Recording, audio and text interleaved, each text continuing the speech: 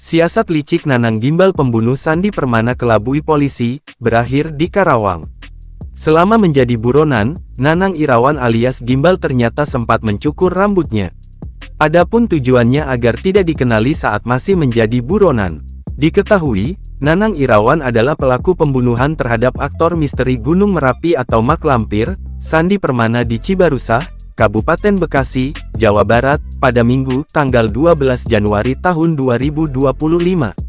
Kabid Humas Polda Metro Jaya, Kombes Ade Arysyam Indradi, menuturkan Nanang mencukur rambutnya saat masih dalam perjalanan kabur ke Karawang, Jawa Barat. Betul, berdasarkan keterangan pelaku sempat memotong rambut saat pelarian ke Karawang, kata Ade Ari kepada tribunnews.com, Rabu, tanggal 15 Januari tahun 2025. Bukan ke tempat cukur, Ade Ari menyebut, Nanang mencukur rambutnya sendiri menggunakan gunting yang dipinjam dari warung.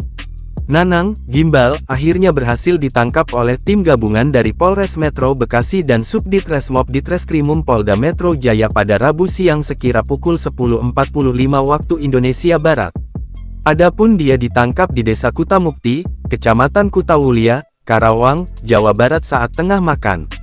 Sebelumnya, istri Sandi Permana, Ade Indriani sempat membeberkan ciri-ciri dari pelaku penikaman yang mengakibatkan suaminya tewas.